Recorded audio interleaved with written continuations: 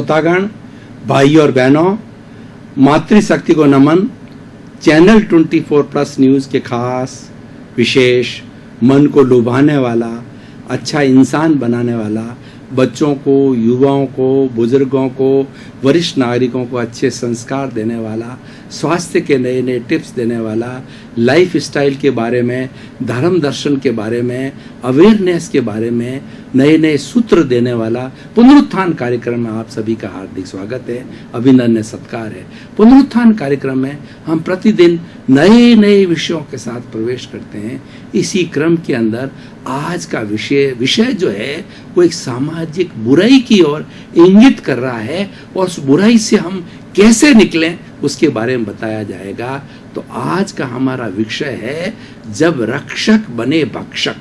भाई और बहनों, दर्शकगण, श्रोतागण, यहाँ पर दो शब्द आए हैं, एक रक्षक और दूसरा भक्षक। रक्षक का मतलब होता है रक्षा करने वाला, हमारी प्रोटेक्शन करने वाला, हमारा सहयोग करने वाला, हमारी सहायता करने वाला, उसको रक्षक कहा जाता है। और भक्षक वह होता है जो हमको ही खाने वाला, यानी हमारा बेड़ा गर्क करने वाला, हमारे अस्तित्व को मिटाने वाला, हमारा नुकसान करने वाला और हमें बिल्कुल जो समाप्त करने वाला, वो भक्षक कहलाता है।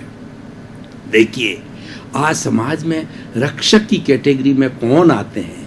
सबसे बड़े रक्षक तो होते हैं, देव गुरु धर्म हुआ करता है, वो रक्षक होता है। देव का मतलब होता है ईश्वर, गुरु का अर्थ होता है कि जो हमें ज्ञान देने वाला, गुरु। गु का मतलब अंधकार, रू मन दूर करने वाला। गुरु वो महान व्यक्ति होता है जो अज्ञान रूपी अंधकार को दूर करता है। और धर्म होता है वह धार्यतीति धर्म, जो धारण किया जाए धर्म है। वस्तु सहाओ धर्म, वस्तु के स्वभाव को धर्म कहा जाता है। ये तो एकदम प्योर रक्षक है, इसीलिए ये भक्षक कभी नहीं बन सकते। लेकिन रक्षक की बात चली तो मैंने इसको बताया है।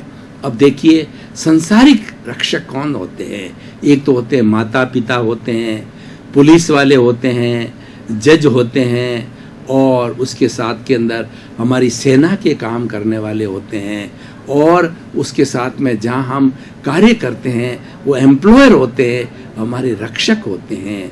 तो ये हमारे रक्षक होते हैं जो कि हमारा सहयोग करते हैं। अब होता क्या है कि कुछ परिस्थितिवश कहिए, स्वार्थवश कहिए, ज़्यादातर तो स्वार्थवश होता है।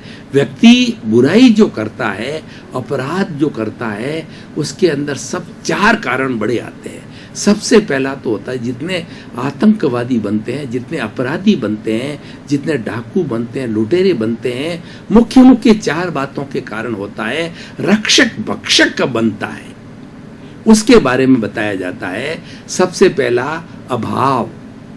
जिस व्यक्ति के अंदर उसके रोटी, कपड़ा, मकान, शिक्षा, चिकित्सा, उसका अभाव रहता है, उसका भरण पोषण भी पूरा नहीं होता, उसकी पेट भराई भी नहीं होती है, उसको प्रतिदिन भोजन भी नहीं मिलता है, तो वो भूखा आदमी क्या करेगा? भूखे भजनन होय गोपाला, लो तोरी कंठी लो तोरी माला। तो भूखा व्यक्ति क्या करेगा? भूखा व्यक्ति हिंसा करेगा, भूखा व्यक्ति अपराध में जाएगा, भूखा व्यक्ति आतंकवादी बनेगा। अभाव, कभी जिंदगी के अंदर जिन चीजों की कमी होती है, सारा अभाव में आता है। और उसके बाद के अंदर दूसरा होता है तिरस्कार।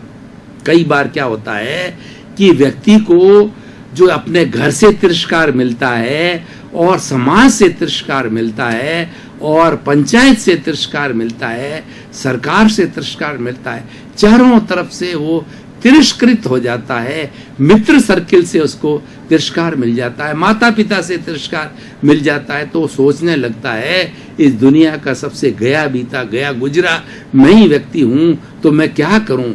कई लोग तो क्या सुसाइड करने के लिए निकल जाते हैं, और कई लोग जो है अपराधियों के चुंगल के अंदर फंस जाते हैं, आतंकवादी बन जाते हैं। तो दूसरा कारण हो गया तिरस्कार, उसका बदला नहीं, उसका रिवेंजफुल एटीट्यूड हो जाता है, तब वो जाकर के भक्षक बनता है। और तीसरी बात होती है कि व्यक्ति के अंदर अज्ञान। देखिए कि सबसे बड़ा मनुष्य के अंदर जो विकास नहीं होता है, मनुष्य की कुबुद्धि क्यों चलती है? उसको अज्ञान होता है। उसको ये पता ही नहीं है कि व्हाट इज द रियलिटी को वो जानता ही नहीं है, वो अज्ञानी होता है और अज्ञानतावश वो बुरे कार्य करते हैं। जब किसी अच्छे ज्ञानी पुरुष से उसको ज्ञान मिल जाता है कि तुम्हारे जीवन का क्या अस्तित्व है, तुम कौन हो, तुम शक्तियों के भंडार हो, तुम ऐसा कार्य क्यों करते हो, तब जो उसको ज्ञान होता है तब उसमें रूपांतरण होता है और तब वो व्यक्ति बनता है। लेकिन रक्षक भक्षक कब बनता है कि वो अज्ञानतावश बनता है। 3 कारण। और चौथा कारण होता है लोभ। ये भी बहुत बड़ा कारण है। जो आतंकवादी होते हैं उनको, जो आतंक करने वाली संस्थाएं हैं, उनको बहुत बड़ा लोभ देते हैं, लाखों का करोड़ों का लोभ देते हैं कि हम तुम्हारे जो है वो परिवार का रक्षण करेंगे और इतना पैसा हम परिवार को देंगे। तो इस तरीके से लोभ के अंदर आ जाता है। लोभ जो है सभी बीमारियों की जड़ है और लोभ के वशीभूत होकर ही व्यक्ति इस संसार में गलत कार्य करता है, अपराधी बनता है। और जो हम बात करते हैं, भक्षक की बात करते हैं, इन 4 कारणों से हमारे रक्षक होते हैं। 4 में से कोई भी कारण हो सकता है, और भी कारण हो सकता है, लेकिन मुख्य बातें हमने बताई है। तो वो रक्षक है, हमारे भक्षक बनने लग जाते हैं। और जब रक्षक भक्षक बन जाता है तो हमारा रखवाला कोई नहीं है। अब उदाहरण के तौर पर देखिए, मैं कुछ इस एपिसोड के अंदर कुछ उदाहरण देना चाहूँगा। जैसे कि जो पुलिस है उसकी नियुक्ति किस लिए हुई है, उसकी जनता की सेवा करने के लिए, जनता की रक्षा करने के लिए, और जो गलत लोग हैं उनको, चोरों को पकड़ना, और जो संत महात्मा लोग हैं, सज्जन पुरुष है, उनकी रक्षा करना, ये पुलिस का काम है। उनके पास में नजरिया होना चाहिए, उनका व्यू इतना होना चाहिए, वो पहचान जाना चाहिए ये व्यक्ति अपराधी है, ये व्यक्ति निरपराधी है, क्योंकि उनको ट्रेनिंग ही ऐसी दी जाती है। करते करते जो है इतना अनुभव हो जाता है कि वो समझने लग जाते हैं कि अपराधी है या निरपराधी है। उनका नजरिया उतनी, उनकी दृष्टि इतनी पैनी हो जाती है। जजेस लोग भी ऐसा ही काम करते हैं, वकील लोग भी ऐसा काम करते हैं। और हमारा परमपिता परमेश्वर जो ईश्वर है ना, वो तो सब अपने आप मनुष्य की कर्मों के अनुसार जो है पनिशमेंट देता है। ईश्वर के यहाँ सब न्याय है। यहाँ तो हम छूट सकते हैं, लेकिन उसके अंदर, उसके न्याय के अंदर कोई कमी नहीं आती। और वो हमारे कर्मों के अनुसार, हमारे जब डीड्स जैसे होते हैं उसके अनुसार फल देता है। इसलिए जो हमारी मुस्लिम फिलॉसफी है उसमें बड़ी सुंदर बात आती है कि व्यक्ति को वहाँ पर जलाया नहीं जाता है। और इसका कारण क्या है कि उसको गाड़ा जाता है। और हम आत्मा कहते हैं हिंदू, मुस्लिम लोग जो है आत्मा को रूह कहते हैं। उनका ये मानना है ये गड़ी हुई रूह है, इस शरीर के भीतर पड़ी है, ये समाप्त नहीं हुई है और ये से बॉडी से डिटैच नहीं हुई है। और जब कयामत आएगी, यानी जब अच्छा समय आएगा और अल्लाह न्याय करना चालू करेगा, तब अल्लाह के प्रतिनिधि है एक एक लाश को जो है, एक एक रूह को उठाएंगे, एक एक जो कब्र में से उठाएंगे और फिर उसके सामने उसका हिसाब पूछा जाएगा। तुमने अच्छे कार्य किए हैं तो तुम जन्नत में जाओ, तुमने बुरे काम किए तो जन्नम में जाओ। ये उनकी एक फिलॉसफी है, इस्लाम फिलॉसफी, उसके अनुसार का न्याय हो रहा है। ये सारी बातें मैं क्यों कर रहा हूँ? रक्षक और भक्षक बनने की बात कर रहा हूँ। जो लोग रक्षक होते हैं उनको कभी भी भक्षक नहीं बनना चाहिए। रक्षक से भक्षक बनने का मतलब वो देशद्रोही है, वो समाजद्रोही है और वो व्यक्ति अपने आप में गया गुजरा व्यक्तित्व है। इससे नीच कार्य कोई नहीं होता है। व्यक्ति को हमेशा वन साइडेड होना चाहिए, कथनी करनी में बहुत बड़ा अंतर नहीं होना चाहिए। मैं बात कर रहा था कि जैसे पुलिस की बात है, तो पुलिस क्या होता है, उसका कार्य होता है चोरों को पकड़ना। लेकिन जब हमारी पुलिस खुद भक्षक बन जाती है, पुलिस वालों को सब ध्यान रहता है कि कौन इस सोसाइटी के अंदर, कौन इस थाने के अंदर बड़े बड़े चीटर्स हैं, बड़े बड़े चोर हैं, लुटेरे हैं, पॉकेट मार है, उन सब को ध्यान रहता, क्योंकि रोज उनसे पाला पड़ता है। ऐसे व्यक्ति जो अपराधी लोग होते हैं वो समाज में 1 या 2% होते हैं, 2 भी नहीं, 1 से भी कम होते हैं। लेकिन कहते हैं एक मछली सारे तालाब को गंदा कर देती है। तो जो 1-2% के अपराधी लोग हैं वो समाज को गंदा कर देते हैं, और गंदा क्या कर देते हैं, समाज को हिला देते हैं। जो आतंकवादी बनते हैं वो समाज को क्या, देश को हिला देते हैं, देश को क्या, विश्व को हिला देते हैं।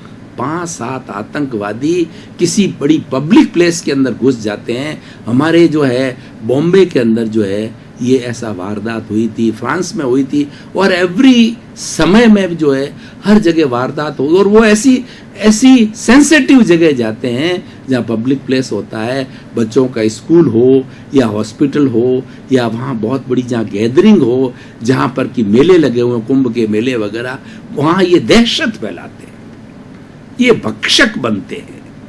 ये हमारे रक्षक है, वो हमारे भक्षक बन जाते हैं और दहशत फैला करके, और वो बहुत बड़ा लोगों के अंदर भय पैदा करते हैं, और उस भय का नाम ही टेररिज्म है।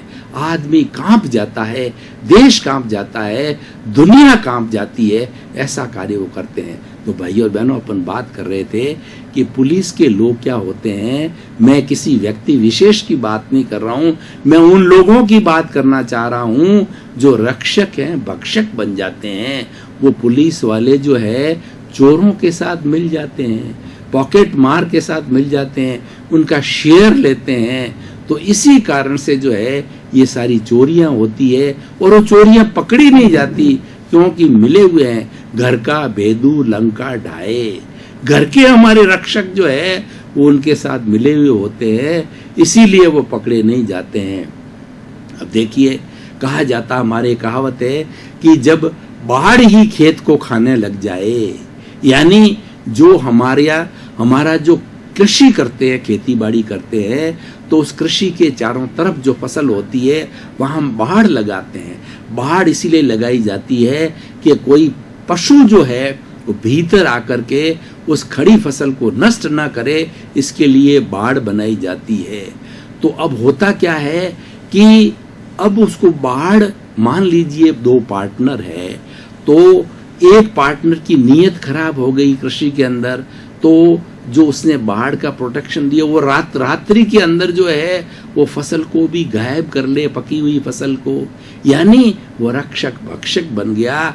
और जो बाढ़ है वो बाढ़ ही खेत को खाने लग गई, मतलब उसका खुद का मालिक ही जो है खेत को, उसकी नीयत खराब होने के कारण में उसकी जो है हो गया, क्योंकि वो देखता है कि मुझे हिस्सा 50% मिलेगा और मैं ये लूट लूंगा तो 100% मेरा हो गया। ये लोभ के कारण है, ये नीयत बिगड़ने, और नीयत कब बिगड़ती है, वो सारी लोभ से जुड़ी हुई बात है। रक्षक भक्षक कब बनता है, मुख्य कारण लोभ होता है। अब देखिए, हम थोड़ा आगे बढ़े तो हमारी जुडिशरी जो न्यायपालिका है वह एकदम बहुत न्यायपूर्ण है और न्यायपूर्ण ही रहनी चाहिए।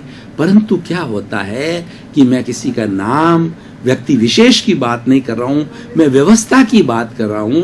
तो जुडिशरी भी जो है आज पाक नहीं रही, वह भी नापाक हो गई। वह भी जितना ईमानदार होने चाहिए, जितनी न्याय की तुला पे ये पूजनीय है, इतनी पूजनीय होती है।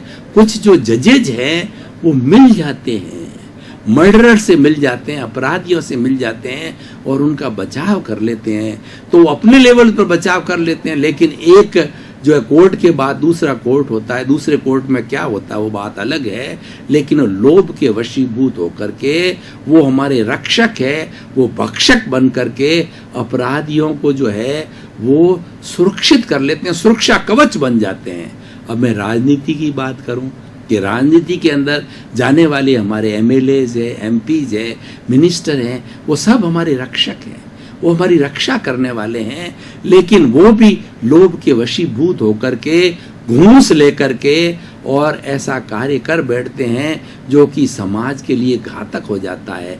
ऐसा नियम बना देते हैं, ऐसा कानून बना लेते हैं कि उस कानून के अंदर जनता को परेशानी हो जाती है, लेकिन वह अपना पैसा लूट लेते हैं। और ऐसा हमारे राजनीतिज्ञ लोग करते हैं। मैं व्यक्ति विशेष की बात नहीं करता हूँ, व्यवस्था की बात कर रहा हूँ। वो हमारे रक्षक है, वो भक्षक बन जाते हैं और ये बात अच्छी नहीं है।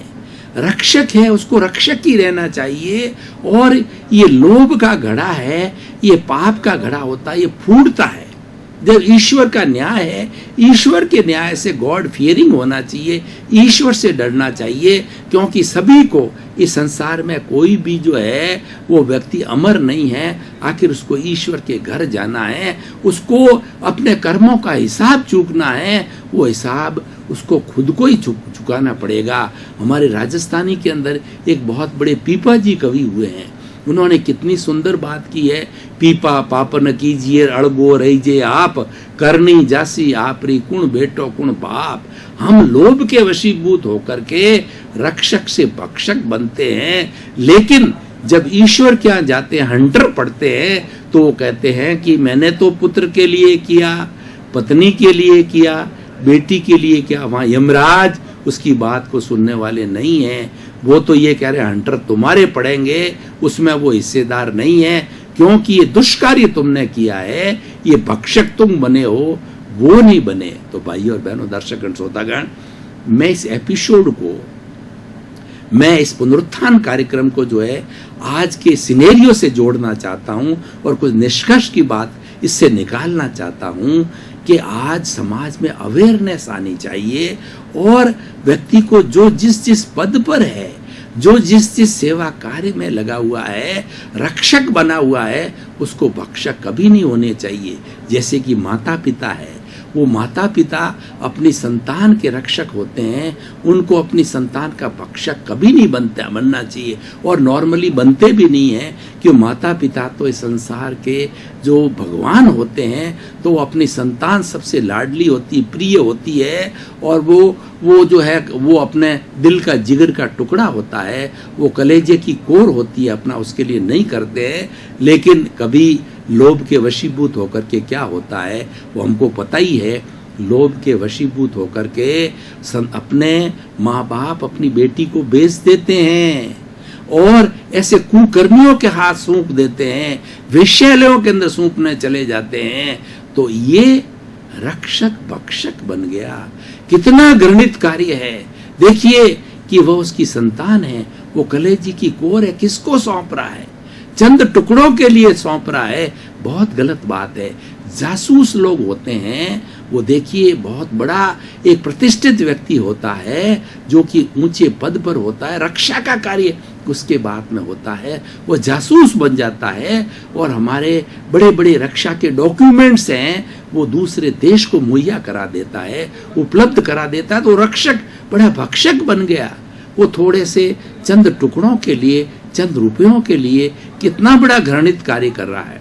तो इसीलिए आज इस एपिसोड के माध्यम से मैंने इतने उदाहरण दिए, सैकड़ों उदाहरण दिए जा सकते हैं। तो उससे हमको ये क्लैरिटी हुई कि भाई और बहनों, दर्शकगण, श्रोतागण, हमें हमेशा जो है बुरी प्रवृत्ति में नहीं जाना चाहिए। बुरी प्रवृत्ति का अंत बहुत बुरा है।